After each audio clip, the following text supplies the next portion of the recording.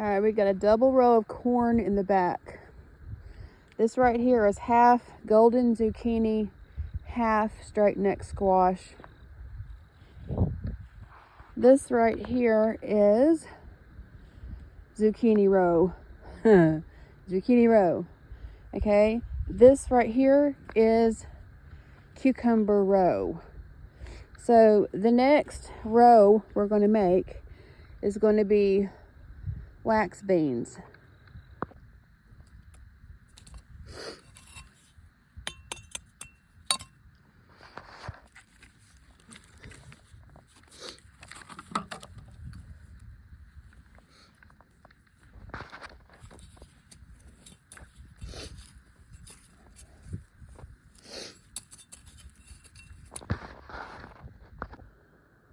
Tomatoes halfway up.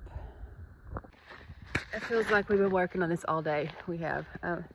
Jason helped me get this trellis up. Okay, so this frame used to be my greenhouse, but I can't keep plastic on it in the wind.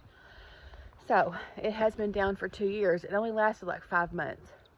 So what we did was we moved it behind our well house, and so now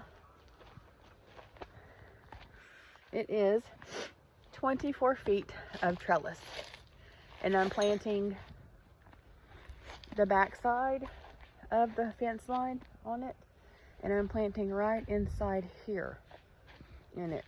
And I may even go ahead and plant a row of something in the middle. I gotta figure that one out. Okay, so here we go. 24, it's 24 by 12.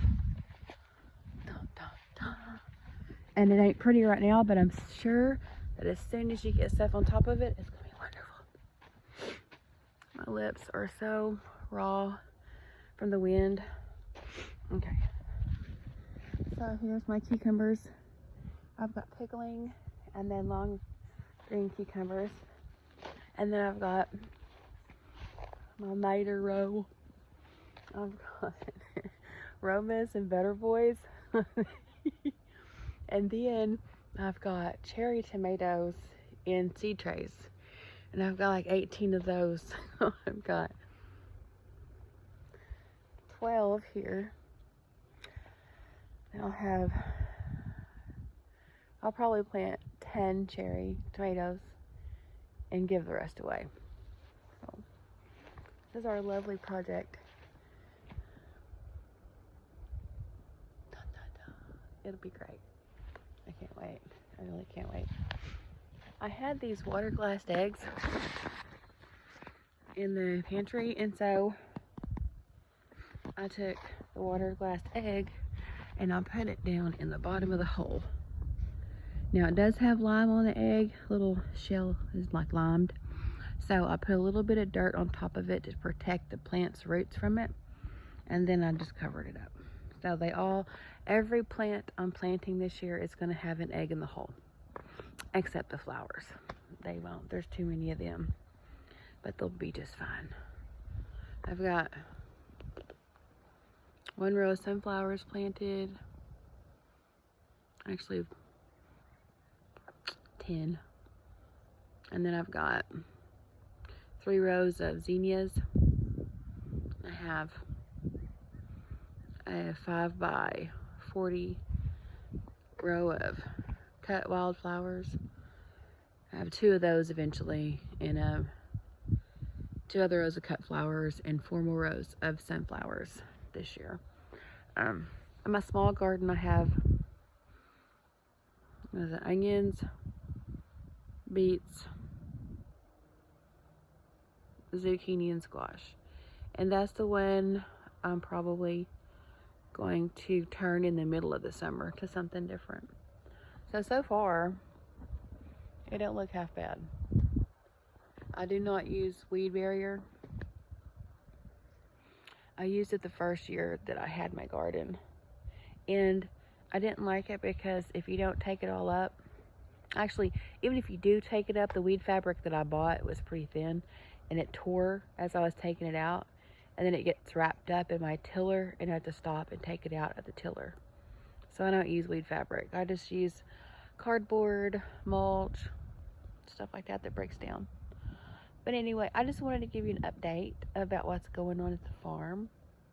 And that's about it, you guys. I'm saying that's about it, but it's a lot. I'm going to water in these vegetables and call it a night. Bye. My hair looks crazy. I've been planting all evening. Okay.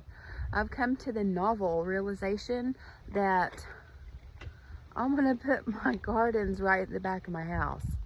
I've got them on the side of my property, like on the side of my house, past where we park the cars, like down there, I don't know. And I put a tunnel, not a high tunnel, but like a trellis, a big trellis in my backyard today. And I thought, wow, this is so awesome, being able to water it right here by the well house. It's nice to have my little electric tiller be able to plug in under the carport. Duh. No, I mean, I just realized this. I've been gardening here for 5 years, 4 or 5 years. I think 5 years. Because I gardened before COVID a couple years. So, probably 6 years. And I just realized how easier it would have been if I'd put my garden right in the back of my house in the first place. Rather than, because I thought I needed a big space for a garden area. I thought, I just need this huge amount of space. And that looked like perfect. But honestly, right behind my house is a big space. And I would tell any person looking into getting a property in the country to really think about these things when you're laying out your property. Where you want your chicken coop at, where you want your gardens at. If you're going to get pigs, I highly, highly recommend rotational grazing your animals in a portable type situation. Because we have static coop, and we have a static pig pen, and it's just insurmountable amount of work with all the manure that comes along with it. So being able to move your animals along the property so you don't have to clean up all that, and it's like regenerative farming. That way you're helping the land get better with the manure that's falling down, and it's just a better situation for everyone. About a month ago, I was cleaning out the chicken pen and putting it on the field, and I got a bunch of it in my face. It was windy, and I breathed some of it in. I've been sick for like a month. Like, my lungs are terrible.